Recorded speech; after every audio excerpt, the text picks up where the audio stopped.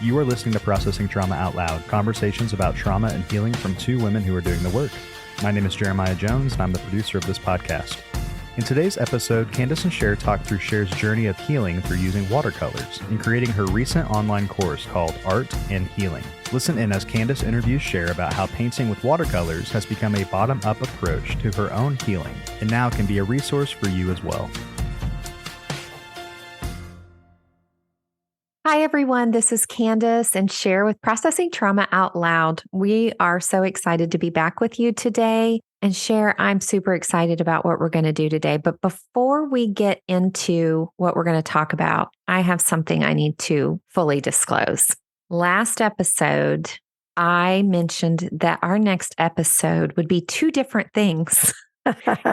And I didn't even realize I had done that until you mentioned, okay, which one are we going to do? So sometimes I get excited about doing our next episode, and I have a time orientation towards the future. So I'm thinking about what's next. But what we landed on today is I had mentioned that we were going to do an episode about a course you just released called Art and Healing, and putting that into the context of self-awareness. And if self-awareness is a key to our healing, and we believe that it is, I'm curious, how does doing art become a way that we can heal from complex childhood trauma? Yeah, great question, Kandace, and thanks for asking. I think, one of the things that I really have learned, and we've talked about this before, was the whole concept of how much healing happens from the bottom up, meaning from our brain stem into our limbic brain, rather than from our prefrontal cortex in. And we're big believers of both approaches. Obviously, we talk a lot, and we do story work, and we have done therapy, and we do coaching. And so we believe in top-down approaches too, but bottom-up approaches have been proven now to be very, very effective. And so I think one of the most important ways for me that has made a big difference is being self-aware of the sensations in my body. And we've talked about this a lot, off and on the podcast, but how hard it was for me to become aware of what I was feeling in my body. Mm-hmm. And I began to notice that as I did art, I would really notice the anxiety in my body, or the tension in my body, the worry in my body, a lot of stress about, am I doing this right? Or can I really do this? And as I, just through painting, swirling paint, or putting images on the canvas, it really helped me become self-aware of what was going on in my body. That's one way. Many other ways too, but that's one way. I remember before you even thought about doing this course, you were already painting. In fact, you would be bringing these portraits to our story group, Pearls group. We were just all amazed. So amazed that I know, at least for me, is this thought of like, oh, I didn't know Sher was a painter.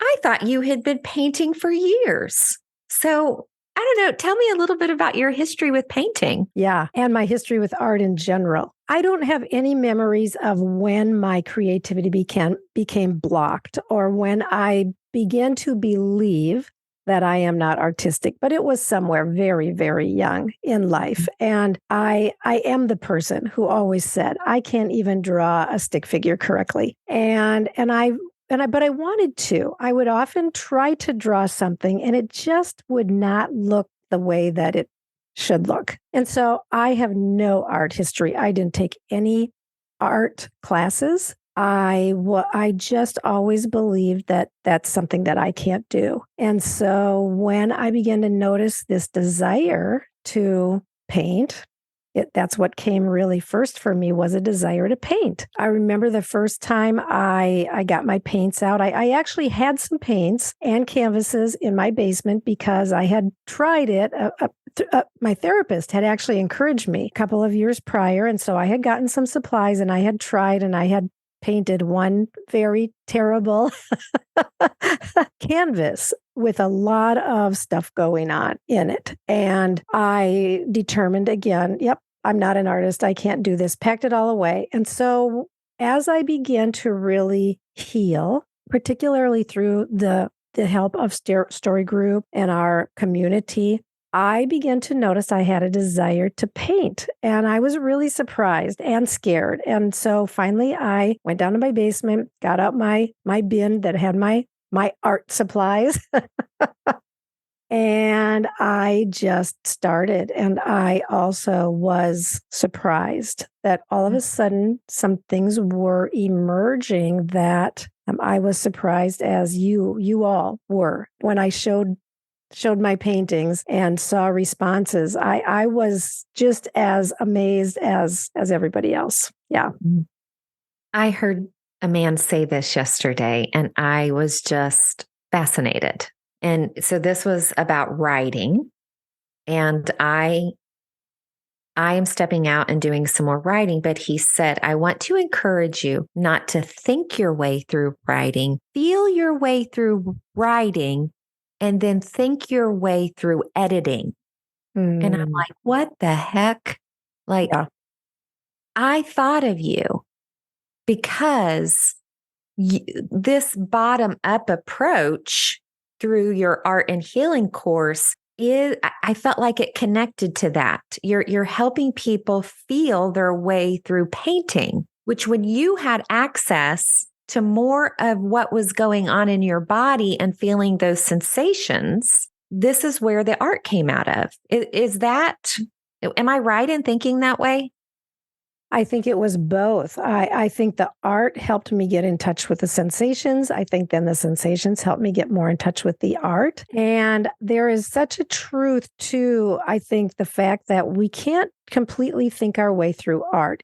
There's this point where, particularly I will say in watercolors, you put the water on the paper, you put the paint on the watery paper, and you watch what happens. And so there's a thought process, but then there's a lot of it that happens, and it can feel, I think there is this typical progression of, I like it, I think this looks good. And then, oh no, it's not looking good. And oh no, it's terrible. And then it's like, I'm terrible. Why did I think I could do this? And then, oh, maybe it is.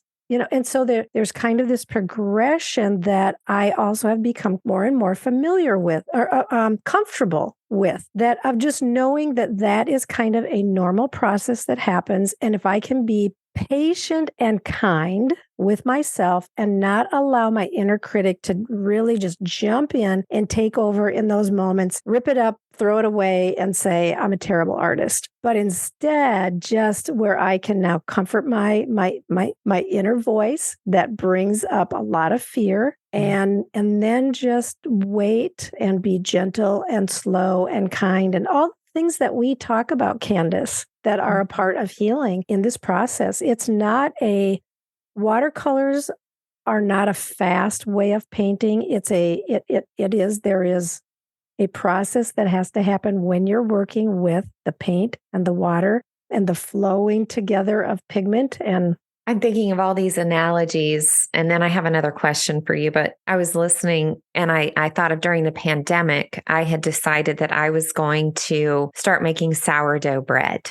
And I was truly amazed at following the steps and doing the process. I mean, you got to wait, several times for it to rise. I had made bread before, but I was just going to throw it into the bread machine and then boom, bread. But there was something so beautiful about that. I don't know. It started making me be curious about how fast I lived my life. Yeah.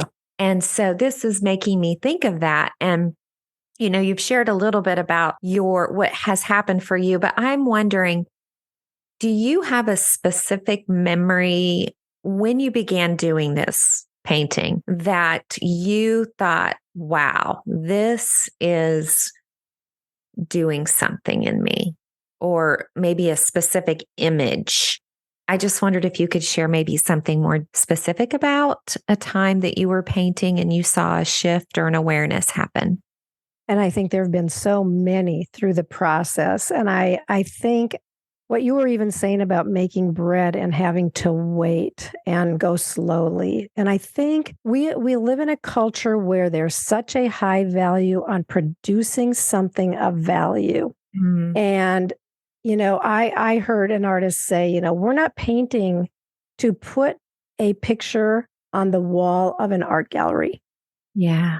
And what if we're just painting for our enjoyment of the process? And so that was really helpful for me to think about the outcome maybe isn't as important as the process, and to really begin to enjoy the process more as far as like, what are the things that I can do with this? Can I add more color here? Can I take more color away there? And I think, to come back to your question of a particular time, I think I have something I want to say really quick about that, though. Yeah, Let me yeah, just say okay. this. Uh-huh. I was laughing because I thought, I don't think my husband would agree with you. He was just waiting for the outcome. He loves my sourdough bread.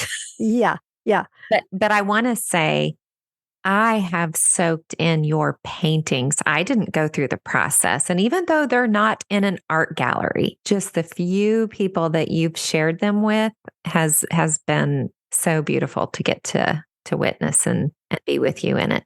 Yeah, thank you. And your encouragement has meant so much to me through this whole process too. And that's the truth, right? That other people don't see the process that we went through. They do see the end product. And I had to come to a point at certain times where I decided I'm not going to show my art to people for a while because I was really needing a certain kind of affirmation. And if I got it, it made me feel so good. And if I didn't get it, it made me feel like, oh, I can't do art. And so I pulled back for a while from really showing my art because I needed to just be able to do the process and recognize that it was the process that I needed more than the affirmation from others.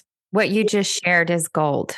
It truly is not just for people who are creating through painting. Yeah. There's something that, I mean, what you just said is really about not being influenced by the opinion of others as you are becoming curious of, do I love to do this?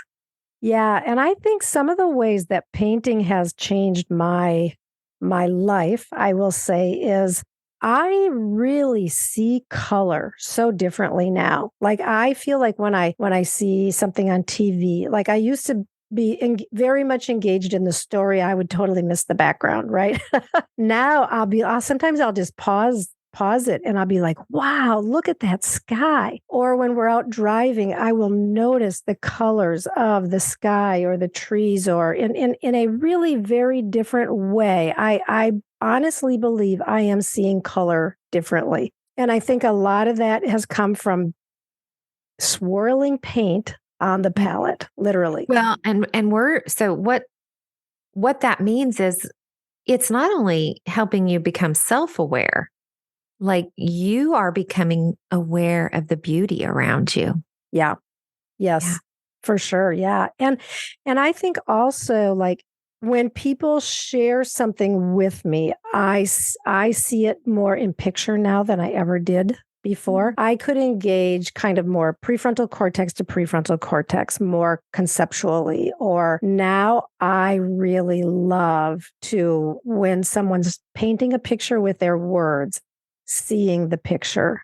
And I think you were asking about how, I don't remember your specific question, but about how art, I think when we are processing our stories of harm, for example, and Kandace, you and I did a seminar a while back where we really brought in the use of how do I sketch out that scene, or a little flash of that scene in stick figures. And I really think I might do a whole course on, I'm thinking about healing the mother wound through stick figure processes, because I think the mother wound goes so deep for a lot of us. And I think that it's easy really with a stick figure to portray facial expressions or body stance or distance between the people in the picture. And I think even drawing stick figures is a form of art that I think is incredibly powerful. I am about to explode with joy and tears. I have never heard you say that that's in your heart. And I am going to say, please create that course. Yeah. Thanks. So many of us need that. Yeah. I've been pondering it for a while, and I just, I think that will be my next course. Yeah. Okay. So good.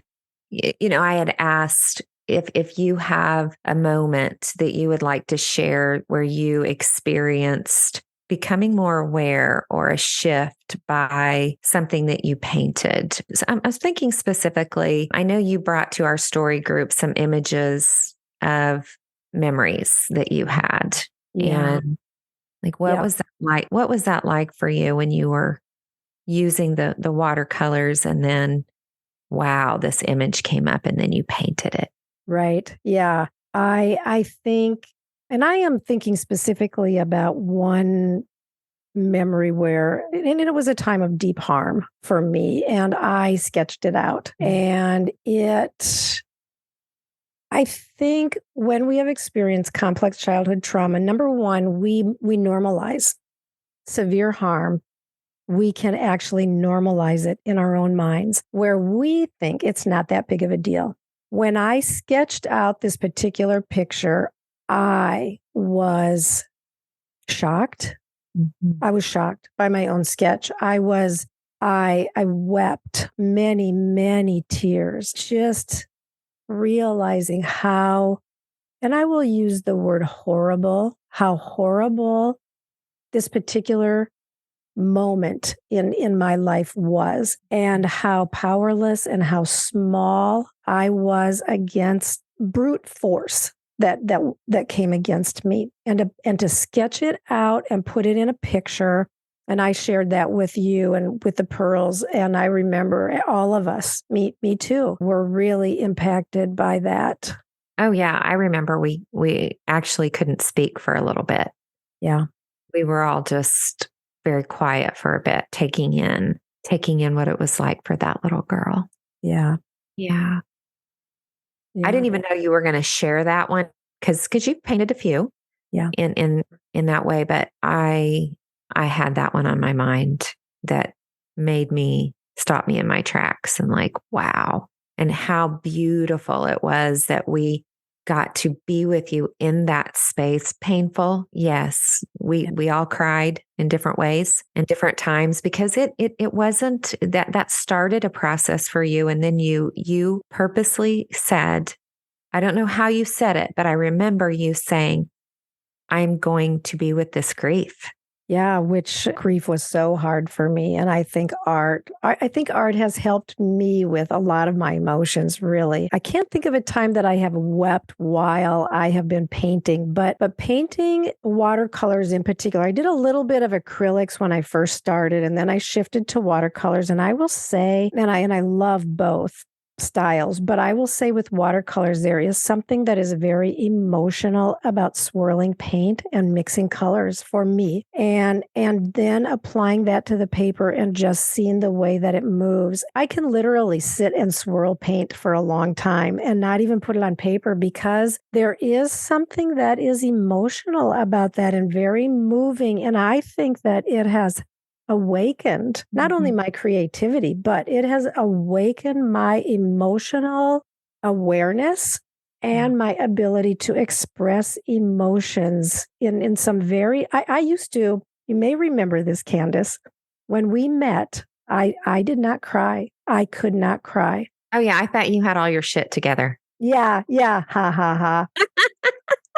Yeah, I was just so blocked. And I guess I'm not even sure how much art has been a part of that, because I know story group and community and love and acceptance and care and being seen and all those things have been a huge part. But I do believe that art has also been a part of really releasing emotions in me and allowing me to feel them more deeply. Even the recognition that for a long time when I painted, I had a very hard time putting dark colors in my paintings. I remember that. And then just realizing that light does not shine as brightly in a painting without the contrast of the darks, and that the darks are what make a painting really shine, really have a stark, bold statement. But it took me a long time. I just could not put the darks in. And now I'm getting much more comfortable with darks.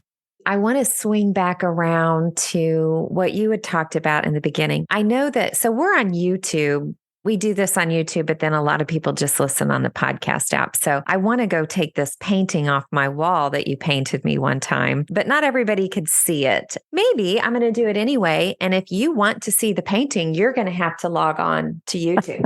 Come and check us out and at Processing Trauma Out Loud on YouTube. And Kandace had sent me a picture. She had been on okay. This isn't the one that I thought you were going to show. Yes, and this was totally from my imagination. I did this for your birthday, if I remember right. Yeah. To me, what I love about this painting so much is that it portrays the tree being blown and battered and on the side of the cliff. Then after I completed it it was laying on my table and I glanced over it and I was like, it looks just like the brain.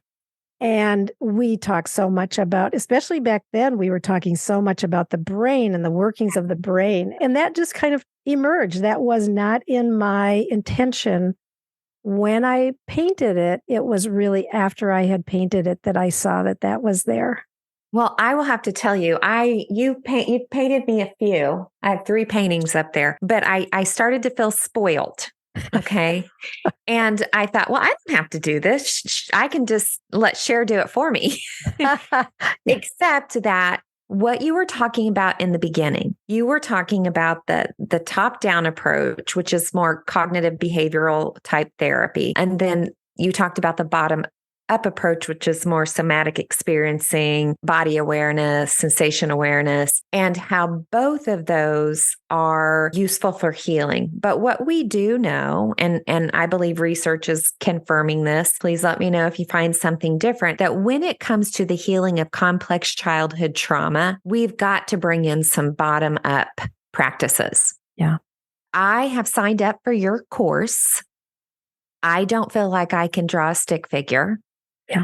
But I want to be able to see what will happen for me as I use watercolor. My dad was a painter. Doesn't mean that I will be. Yeah. But yeah, I'm just having some real curiosity of like, oh, what's going to come up in me as I do this course? Yeah. I love that. And that's really what I expect. It's called Art and Healing Beginning Watercolors, and it's starting at the very beginning. So my intention really is for the person who has never painted before, who literally has to go buy their supplies because they don't have them. And then to begin at the very beginning of how do I wet my colors? How do I swirl paint? How do I apply it to paper? How do I mix? And just that slow, very slow, gentle approach that I really encourage people. Don't do show and tell. Let this be for you in a space that is full of just love and tenderness, where you can explore and discover without hearing the voice of anybody else's affirmation or criticism. And to really then begin to tune into your body, to begin to tune into your own inner voice in ways that can just be life-changing.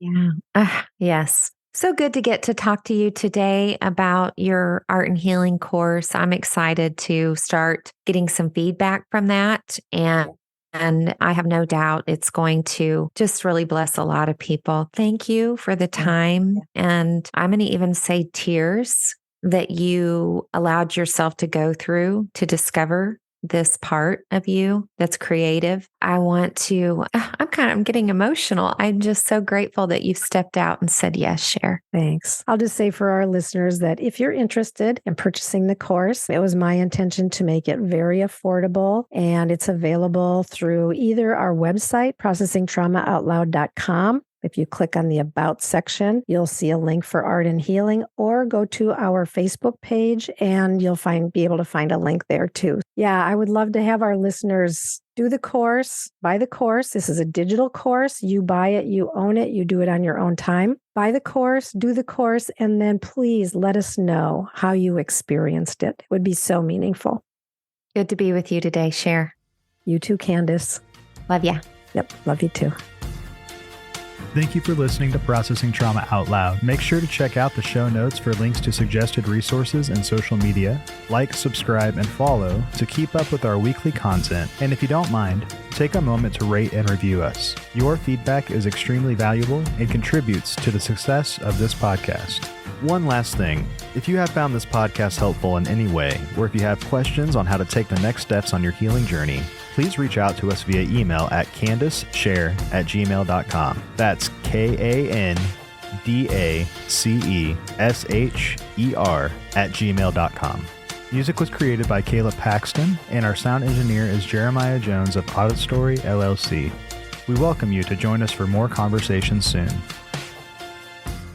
Take care.